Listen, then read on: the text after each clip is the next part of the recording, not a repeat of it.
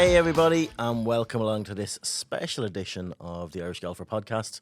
Peter Finnan here, not joined by Ronan on this edition, joined by Cian Branagan. Yeah, thanks very much for having me. Excited to be here. No, not at all, Cian. So, yeah, we're here today to talk all things KPMG Women's Irish Open and how that event has evolved. We've obviously a big announcement that we're going to unveil exclusively on this right at the very start. So we'll get cracking on that, I suppose. But I suppose before we get stuck into the golf, how are you? How is things going? Yeah, really good. Yeah. No, everything's good. Just getting ready for the summer ahead. A lot of golf events, some other sports. But yeah, looking forward to it. Yeah, everything's good. And Forefront as a whole? Forefront as a whole is good. It's just a good energy, good young people, good place to be. So no, everything's good. No, it's all good. So yeah, KPMG Women's Irish Open. So the announcement, I suppose, that we're going to get stuck into and so many other angles on the event itself is you have a big player announcement. Yes. Yeah, we do. A really big one and one that everyone's excited about. Irish golf will be excited about. Charley Hull is going to return to the KPMG Women's Irish Open this year, and I think she's ranked third in the world at the moment. So, yeah, incredibly excited and, very grateful to have her back this year. Already got a win under her belt this year. She did. Yeah, she did. Yeah, that's huge. Like because before you come in, I'm looking up against calendars and I'm looking up against schedules, and I know like a lot goes into getting these players. Like the general public know, like, oh, why isn't she not playing? Or why isn't it? Like you're going up against like a $4 million event in the States that week. So it's a massive pull. This is a huge coup for the event to get her. Yeah, it is. As you said, we're up against it's the FM Championships in Boston. So yeah, it's hard to get some players. You know, we've a lot more coming down the line. We do have some conversations ongoing with a US player, which will be big for the event. And because we're 2 weeks before Solheim, we hopefully will get a lot of the European team. You know, similar to Wentworth did last year with the Ryder Cup. We'll hopefully get a lot of European players. But it's not as easy as it sounds. Yeah. It's on a lot more people's, I feel anyway, the golfing general public, it's on a lot more people's golfing radar now, the KPMG Women's Irish Open. This is obviously the fifth iteration of what you've brought back to it. And I remember Dromoland very well going back then. Like I remember actually walking the 18th hole before, like on practice day, one of the practice days, and standing under a tree to the left of the fairway with you going. I know, I remember that's the one conversation. And we went deep. Like I was like, you should be so proud. When I seen the infrastructure, it was your first event. Yeah. Your background, your family ties with the car connection and JB, your granddad. Yeah. It was a huge moment. No, it was. And actually that conversation lives long in my memory. I think I was getting quite emotional because you were mentioning my granddad. His tree was there in the middle of the 18th. And it was a tough few months to get the event up and running from everybody. So you caught me. I was quite exhausted, and you were like, "Come on, we'll have a chat." And then you started kind of mentioning all this stuff. You should be proud. And it was probably the first time I took stock and actually was proud. Of everyone's work, all the work that went into it. But it's mad to think that was 4 years ago. 4 years ago. 4.5 years ago. 4.5 years ago. Yeah, but I do remember that conversation very well. Yeah. So from there to now, right? We've seen 2 Dromolands, we've seen 2 Carton House. This tournament is just been on an upward curve every year since. We'll get into the partners you have and how it comes together and how you've made it into such a great event. But you seem to layer more stuff onto more. Like you're taking on such a bigger workload than the year before. Yeah. You just get used to a place and now you're onto another venue, a newer venue, and then you're trying to add more in. The madness of that. It must be like, because it's the constant strive for better. What do the public want? How can we put on a bigger, better show? It really is tough. Yeah, no, it is. Like ideally, you have the same venue every year and you kind of rinse and repeat, but that's not fair. I think our Irish Opens should be spread around the island. You know, new courses every second year or every year if they can. We've got a lot of links properties that, you know, we do showcase as our national opens, men's and women's. But yeah, it is a lot of hard work, new relationships to build with the venues, various other, new partners, new councils. Yeah, there's a lot of moving parts. Yeah, but it is growing really well year on year. But I think, the important thing when we go back to year one was getting that right and making sure that was a success. And and building on it year on year. Yes, we have a part to play in that. Yes, KPMG as the title sponsor have a part to play in that. But, the attendance is growing as well. So it's like women's golf in general is growing. So we're kind of, on that wave, riding that wave. The event is nicely positioned there. So yeah, it's good. There were so many parts of it when it launched first. There were so many parts of the event. Say even, I know with KPMG, Gordon Smith runs the junior KPMG Opens, right? And I remember the first year in Dromoland, and there was 2 or 3 kids teams in the Pro-Am. And to see some of them actually come through now, being elite amateurs, playing in the event as well. And it's great for you it's great for all the stakeholders. It's great for Sport Ireland, for Golf Ireland to see, KPMG to see, we've nurtured this and we've done this. How satisfying for you as an event, like you're hosting this. This is your brainchild. You brought this back to life. To see like girls like Olivia Costello, say just to point finger at one that has come up, like Leona's and all that. It was always going to be around them at the start, but it's got so much bigger. Yeah, it has. There's 2 things I've always kind of pinpointed as the big milestones that helped, where it is now. One would be the Solheim Cup and the legacy of the Solheim Cup. I think the 2011 Solheim Cup, legacy is an easy word to put out there, and we as an island do a great job with that, and we're going to do a great job after Adair Manor with a legacy, all the works that are going in by Golf Ireland. But the actual tangible result from the 2011 Solheim Cup is what we're seeing now, which is 9 professional players on tour. If we go back 2 years ago, just slightly over 2 years ago, I think we had 2 players with tour cards, Stephanie and Leona. So I think that's one, and I think the second part is Leona, and I think she is such a, an instrumental person in Irish golf and what she's done for the sport and how many people she's inspired. So yeah, we're seeing the result of that. I mean, year 1 in Dromoland, I think we had 9 Irish players, and last year we had 16. So like that's just incredible. And you might know this, but I don't know if there's ever in a men's Irish Open or a women's Irish Open. Not as many participants. Yeah, no. I don't know. Like that's just incredible. So, and a lot of them are young talent, and now most of them have a card, and some of them are still in college. So it's only. I always say we've entered the golden generation of women's golf, which is just now, and I think it's incredible. So yeah, and a lot of them. I speak to a lot of them, and I know we'll get into. You manage a couple of them as well, and doing that, but like they're so thankful. Without this tournament getting back off the ground, the KPMG Women's Irish Open, a couple of them mightn't have. They wouldn't have had the opportunity. They wouldn't have had the exposure, and then they mightn't have had the platform to actually, or the want to kick on and say, "I can do that." Because when Leona started doing her thing, it was all in America. And it was, the closest to home she would get would be the AIG Women's Open, and not many would get over to that, sort of way. And it's just so different now. Golf for young women and girls just seems so accessible. It's never been more open. Agree. And I think Sarah Byrne always says, like, it's cool now. Like, golf's cool. But like back when they were like 12, 13, it wasn't seen as cool. So that's always kind of resonated with me. It is cool. Like it is.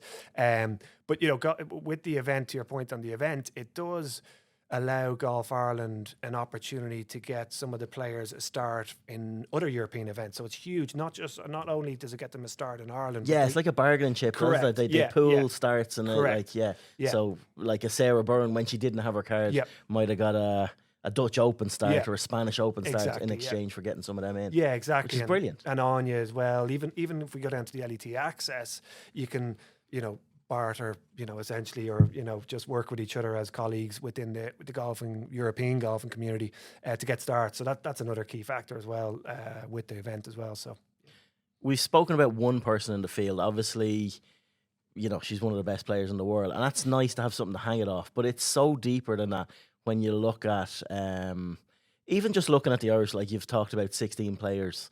When you have Leona coming, like all these players guaranteed, but then you have Lauren Walsh, and what she's after done. Like, that's phenomenal what she's done the last year. Incredible, yeah. And actually, sorry, just on your point on Charley, she loved the event last year. She was blown away. The spectators. So while it took a long, or while it's taken to now to announce it, it was a no-brainer, which we were very grateful about. Why is that? What's different about this event? And that's what people in Europe, you talk to them about it, Yeah. but like there's a lot of eyeballs on it. Yeah. And it's a different event, and we're different. We're a different breed, I suppose. Like when it comes to I golf. think it's a subtle things. If you go back to like Dromoland, I always remember like Eamon O'Donnell was probably just like, he was the most accommodating and welcoming as a director of golf down Dromoland. Yeah. Like all the players knew him by name at the end of it. He was high-fiving them. He was emotionally invested in each of those players, and and same with Liam and Carton House and the team and everyone in Dromoland and Carton. There are 2 venues the last 4 years. Like, the players just feel like it's like a home from home kind of. And then you go out to the golf course and you've got 35,000 spectators. Our biggest day ever attended was 12,000 on a Saturday in Carton House. Like, that's incredible. Like, that's major championship kind of stuff on the women's games. So there's multiple factors, but it's the Irish welcoming, the crowds, and then obviously it feels, they always say what resonates every year, and the same message comes true, is they say it feels like a major championship. With the setup, the hospitality, the grandstands and stuff. So many factors, but I think it's the Irishness of the Irish people and the welcoming and the crowds and stuff. Yeah, and the kids and the next level of people being exposed to it as well. Like, they are treated like superstars, and they rightfully so. Yeah. It's good to see. Even last year, seeing like Annabelle Dimmock coming back heavily pregnant. To come just to sign autographs. She's. Yeah. You're defending champion. She felt obliged to come back. That doesn't happen in sport that often. No, exactly. That people actually care. Yeah, a genuine care, a care for the event, and the fact that she was defending champion, she realised, there's a certain responsibility for her to defend, and obviously she couldn't. Yeah. So like the fact that she was incredibly well received by everybody, and she's just such a nice, another really nice, authentic person. So, lots of positivity around it going into this year. Moving into, well, I suppose on the event itself, then the award that you received the tail end of last year, winning LET Tournament of the Year, that's huge. Like, that is, how did that make you feel as a promoter? Yeah, to know that what you've done has actually been recognised as the best event that the Ladies European Tour put on the whole of last year. Yeah, funny. It took me so. We won it in 24 and just won it again in 25. And after this year's one, it probably took me a day to settle in and kind of just take stock for everybody. But what's incredible about it is it's voted by the players. So it's the truest kind of accolade you can get. It's voted by the players as the best event. And it's just testament to everybody involved in the event. The amount of hard work from, I know it's easy to say this, but from like volunteers to partners to everybody, like, it's just there's a village there putting this show on. So while we're the promoters and we're it's like it is like our baby really in forefront. It really is. We all love it, but there's so many people involved. So just to get that. To get the tournament of the year is just incredible for all those people, all the hard work that goes in the venue and Carton House. Yeah, there's a lot of people, that go into it. So yeah, very grateful. And the year prior, the O'Meara course in Carton House won Course of the Year again. John Plummer and his team, just like a testament. He's been there, 35 years, and just even that little award is just for him was huge. Just stuff like that. So, and again, a really nice touch by the Ladies European Tour to put those awards on, because to recognise it. Yeah, absolutely, 100%. There's a lot of blood and sweat goes into the behind the scenes, so it's just to recognise and tears, a lot of tears. But the K Club have big boots to follow. Yeah, like, it's a big move. I know. Coming close, like coming from Dromoland to Carton, you're moved close to that sort of Leinster area, and I'm assuming players demand certain locations close to airports and access and stuff like that. It does rise all tides. Like, I know it's one thing, and this event has evolved so well, even prize fund wise, and trying to up that and trying to compete. Like, you're doing well to get Charley Hull up against a $4 million event. How do we do that in future? It's always an uphill battle. Yeah. The K Club is going to be a big part of that, yeah. attracting top talent from around the world. Yeah. How excited are you to be moving in there after like 4 successful stagings now? Yeah, very excited. I think when we first started having conversations with the K, like the general public in Ireland know the K Club is, you know, it's probably one of the most famous golf courses in the country, Ryder Cup venue. And when we first sat down with Michael Feddeston and Paul Heary and the team there, what was really nice was it wasn't a case of we want to host the event and that was it. They're bought in, so they want to elevate the event as well from, because their brand is on the gate as well, you know, and on the posters. So they really want to, invest, the resources. They're going to put some financial investment into the experience for people coming on site. We're looking at festivalizing certain parts of the family village. So that was quite refreshing, and it's quite rare to get a venue that are also invested in elevating the event. And the K Club is it's just so well known, and we're on the South Course, which is good because we can create our own identity there. It's obviously got a great history, but I've been involved in events in the past where we've done a men's event followed by a women's event, and there's a lot of comparison that happens. And we got this last week, but this week we're only getting this, or you remove that grandstand. So we can create our own identity here on our own course, and we won't be compared to anybody. And it's got a great history. So really excited, and it's a 5-star venue with a 5-star team. So looking forward to working with them. The field as well, Irish players that are coming along. So whittle me off some names there as to exactly who's going to be there, who people can get up close and personal with, and from an Irish point of view. From an Irish point of view, obviously Leona Maguire is going to be back. We've got Lauren Walsh, who just secured her LPGA card in dramatic fashion just before Christmas. Again, she's a client of ours. Just a lovely person and a pleasure to be around. And a local from Castle Warden down the road exactly. as well. Yeah. She's only home down event. The road. Yeah. So she'll have a big crowd following her, and incredible what she achieved. So there are 2 kind of LPGA stars at the moment, and Leona's kind of flown the flag for many years. So it's nice that she's got other people to help kind of shoulder that responsibility. And then elsewhere we've got a wave of talent coming through in Sarah Byrne, who had her first year on tour last year, and Anna Foster. They had a great year. They both obviously re-secured their cards. I think Sarah's got a slight injury at the moment, but she's kicking off her season soon. Anya Donegan just got her card this year, and she was off to a flyer. First event, off to a flyer. Coming out the gate with 64s, you just go, whoa. Yeah, that was incredible. But again, just what I love about the young Irish players coming through, they're just all nice people. They're all they're Irish, they're just good fun. They're great talent, obviously, but they're just nice people to be around, which will stand to them well in time, because partners and potential sponsors will realise that, and they're great ambassadors. They're drawn to that. Yeah, exactly. And that's the proud thing about being Irish. But and then Olivia Mahaffey, and I miss Beth Coulter. I think she's going to turn pro this summer. Again, another brilliant character, very bubbly and a good talent. So I always say it's a wave of talent coming through at the moment, which is good. And given them, not to complicate things, and we'll get into tickets and how you can get to this event and all that, but you're giving these girls a platform, not just at the KPMG Women's Irish Open. You also have the LET Access event as well. That is a lot of girls' first experience of proper high-end championship golf in Malahide. Yeah, it is. It is we were lucky enough, Sport Ireland backed the event and last year. So it was the first time it was staged in Malahide Golf Club with Eddie and the team there. Superb venue. Lovely venue. Oh my God. 27 cracking holes. Yeah. The golf course came out a winner all week. Yeah. And everyone was joking, saying if there was awards on the LET Access, they would have got Course of the Year and Tournament of the Year. But it was just the right thing to do. If you look at the men's game again, I don't mean to compare, but there's a Challenge Tour, which is essentially a feeder tour to the DP World Tour, and they have an Irish Challenge event, and then they've got the Men's Irish Open. So Sport Ireland obviously bought into that and are well aware. So it was great to be able to bring that onto the calendar last year. This year is going to be staged from the 29th to the 31st of July in Malahide. But again, I think we had 12 Irish in the field last year, and all of them getting their kind of first professional debut, which is just what a springboard, what a platform for them to kind of kick on. And Anya did, obviously, as we saw. So a really important event and part of the women's golf journey here in Ireland now. If you go back 4 or 5 years, did you think this was possible?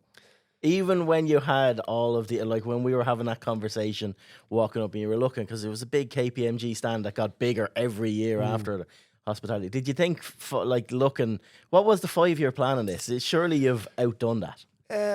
I think I was lucky, probably Roddy Carr, who's a director in our company, and my uncle had kind of been through it before, and you know Roddy very well, been in golf for 50 years.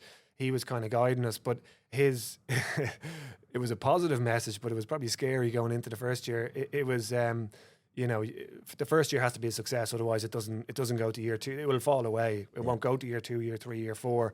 So going into year 1, it was very much just making sure that was a success, and it was. 25,000, sun was shining. Leona finished 4th. Incredible staging by Dromoland, by Forefront, by KPMG, all the partners. Just a really, really good year to kick on. When I was speaking to you at the time, probably not. I think that was the Tuesday or Wednesday. I was thinking, I don't know if I get through the next couple of days. Probably sounds a bit dramatic, but these things are, you know, it's taxing. They are huge. Like you're in fight or flight everybody is. Like even the partners, it's running around. It's, you know, it's controlled chaos really.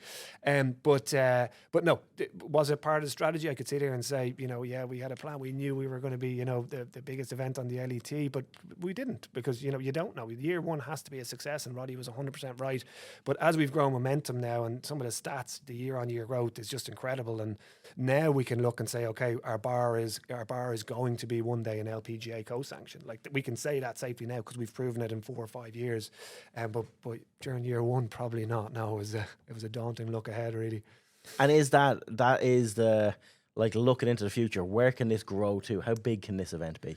Yeah, like, is that co-sanction status? That's what you really want. Yeah, I mean, like we've got you know, a blue chip company like KPMG on the door. Like, you know, it's incredible. I remember when I got the phone call, you know, it was back and forth, but really looking back, like, they were always going to partner the event. They're so big in the space, you know, globally, you know, sports globally. Yeah. They're ambassadors here in Ireland. Their investment in women's sports in Ireland is huge. So looking back, you know, it was a given they were going to come on. I didn't know that at the time, but you know, with KPMG, you know, as the title partner, yeah, absolutely. Like, it's a global, you know, blue chip brand. So yes, it is. It's part of a 3-5 year strategy.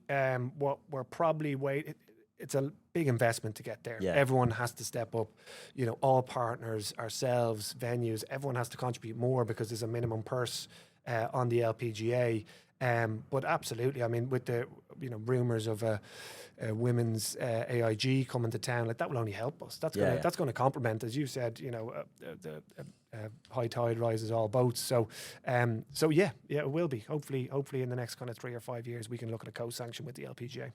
It must be easier now going into a room of stakeholders and ministers and fighting your cause for women's golf, for the KPMG Women's Irish Open, because when you were doing that 2, 3, 4 years ago, all eyes are on Adair Manor, all eyes are on the K Club hosting the Irish Open and like a possible Open Championship coming to this island, and government giving backing for that. So, like, there's only so much money to go around that these people will put into one sport. Yeah.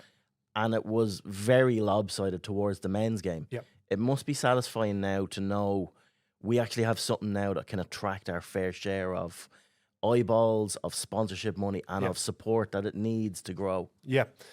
Yeah, it is. And it's our job as the promoters, as you mentioned there, like, that's our job. Like, we have to give an ROI back to people. So we have to increase the playing field every year. Like, we can't just sit there and, you know, have the same field year on year and not try get the biggest talent. You know, we have to see the media going up. We have to see the TV exposure. So going into those rooms now with the metrics going up is great. But also, I just think women's golf in general is doing that for the sport as well, you know, with the talent that's coming through. But yeah, there's a lot of, like, exciting conversations. You know, personally, I'd love to see a Solheim Cup come back, you know, in time. I think it's in. Do you think that's possible? Oh, I'd love to say, yeah. I'd love to say it would be. It's about getting the right people bought in and the right vision behind it. You know, I already know there's a handful of venues that would stage it, and I would love to stage it. But yeah, I'd like to think so. I think it would make sense after a 2027 Ryder Cup. It would be the next step. And I think, you know, you could potentially have a lot of Irish people on that team, potentially with an Irish captain, who knows. Yeah. But there's a lot of seeds being planted here. Yeah, sorry. This is a pipe dream. It's no, I love it. This is me dreaming. But who knows? I mean, we're the leader, you know, in women's golf in Europe right now through our events and through our talent that's come through. So again, that's just me saying that, but I just think that the sport, the women's game in general, is doing the talking, and part of that talking is dreaming big, like Solheim Cups. Yeah, absolutely, and LPGA co-sanctioned events for a KPMG Women's Irish Open. Yep. Like any sport, a massive part of a successful sporting event is bums on seats, actually getting people on site to take time out of their schedule. I know initially there was scheduling problems and it was wrong time for attracting people in and attracting players in, and it was difficult. Now we're at a place where end of August, just before kids go back to school, nice festival time, hopefully good weather. The importance of people actually buying tickets, be it for yourself or a gift for someone, or looking at it as a family weekend out, is huge for the success and the growth of this event, isn't it? Yeah, it is. You know, it really is. It's in multiple ways. You know, KPMG's motto is inspiring the future, and this event has done that since day one with the talent. The women's events are very different to the men's in the sense of you can get up close, you can really, you know, autographs, kids can get access to the players, and you know, it's a really special event. It's a family event, which we're really proud of. We've kind of, first year, we probably didn't, you know, wasn't at the core. It was kind of, let's get it up and let's get the golf event going. And then year two, we kind of realized, wow, the demographics are families and kids, and it was, you know, 30% kids and females. And, you know, it was really, really strong. So the event has really kind of taken that. And, you know, we create a beautiful family village with activations and stages and music going. The one day that sticks out in my mind was Saturday in Carton House 2 years ago, and it was like 24 degrees, and there was just kids everywhere. There was people having drinks and, you know, just really enjoying themselves. And the ice cream guy said he sold something like 4,000 ice creams that day. So like, but just shows you, like, there's kids with face paint everywhere. It really is. It's inspiring the next generation, and it's what needs to be done. So it's a great day out, and I'd really encourage everyone to come.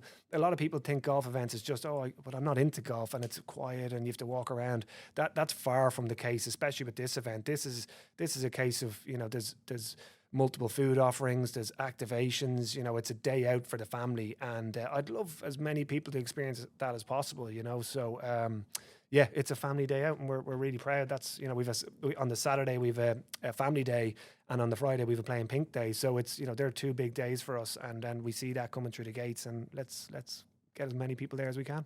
We're heavily involved, obviously, in the playing pink side of things here at Irish Golfer as well, with John and the team. Having a charity partner that is so intrinsically linked into so many people in this country is big for the event as well. Yeah, it is, and there's just so many synergies between the event and the charity. You know, I don't know how many events they stage around. It's like, I think it's 230 events a year now. It's up to 200. Like, that's incredible. 230 playing pink golf days around the country is incredible. And, you know, we're one event that can partner with them and try and amplify the message and raise some money for a good cause. I haven't said it to John yet, but we're hopeful, like, we can do a new activation this year around a pink hole, you know, and have everything in pink and raise money on that specific hole. That would be really cool to do that. And Amgen are a great supporter of the charity as well, and they come on board and help them quite a lot. So it's really, really just a great partner to have, and always has been. I think they were there back in 2008, from 2008 to 2012. So it was really, it wasn't even a choice. It was just a perfect fit from day one, really. And the team there are great. So, and you guys are doing a great job with them as well. So long may it continue and raise some good money. Nothing to do with me. All the team. I'm a passenger in all this, Cian. So is there anything else you really want to get across to people on the importance of getting out to this event, and how important it is to just attend? Give it, like, there's so many different, for me, say, working in golf and looking at this calendar coming up, you're in around, like, you know, you've Lahinch for the Walker Cup, you've the Irish Open in Doonbeg, you've this KPMG Women's Irish Open, all happening in such close proximity, and in the lead up to the Solheim Cup on the women's side. So there's a lot going on. Yeah, there's a lot going on. I would be obviously biased here and say, you know, what's going on at the K Club's going to be a lot better than the rest, but and easier to get to. Yeah, easier to get to. Yeah, it won't take you 4 hours depending on where you're coming from. But no, look, the K Club's an incredible venue, and we're gonna shine the light on it for that week that we have scheduling. scheduling nowadays is just tough. There's just so many, events, in Ireland and globally every week. So we've a really nice week there. Kids go back to school the week after. So it's a perfect, we were in this week 2 years ago, and it was great. It was just families and kids. But I just think, like, for people who may not have been to a golf event before, honestly, just come out and experience it. It's incredible. It's not what you think. It's a day out. It's kind of like a taste festival meets sports meets just a good, the kids activations everywhere. So it's a fun day out, and one we're excited for come August. It's so relatable as well. I always find covering women's events and Inside the Ropes that they hit shots that you can actually relate to, that you can see, and you understand the high skill level. It's not a circus like the men's game, it's totally unattainable. You can actually get close to these women, see exactly how they plot their way around the golf course, and see the shots they're playing and go, I can actually do that. Yeah. So you can learn a lot from it. It's funny, like, I've been working in the women's game since I was like 16, and that is always the one message that men say to me. That's what they translate, especially, is, wow, I can relate to that. So, like, it's not like a far-fetched, the swing speeds nowadays, I don't know, but like outrageous kind of something that's far-fetched. It's relatable, it's accessible, it's viewable. So it is a different experience. No, I think that's it, Cian. Yeah, I think we've hit on everything. I can't get it across strongly enough as to the importance of getting tickets. If you want access to one of the best golf courses in the country on a setup that's been recognised as the best LET setup across the last 2 years, with the like of Charley Hull, Leona Maguire, Lauren Walsh, the list just goes on. And that's before we add in any of the European talent that's come on. Yeah. You have to get and attend this event. Keep it alive, keep it going, keep the growth of this tournament going in one way. You will get so much value for money buying a ticket for this event. Agree. And many more players to be announced in the coming months, hopefully. But KPMG Women's Irish Open.ie. There's corporate packages there for companies that want to bring out clients or staff. There's day passes and weekend passes. So there's many options there. Right, perfect. We'll park it there. Cian, it's been an absolute pleasure to have you in. Best of luck with everything with the KPMG Women's Irish Open into the future, and players and forefront and what you're doing and that, and Emer, and the full team you have there behind you as well, Emer McManus. So fair play to you, and long may it continue. Brilliant. Thanks very much. Thanks for having me. Cheers. Bye-bye.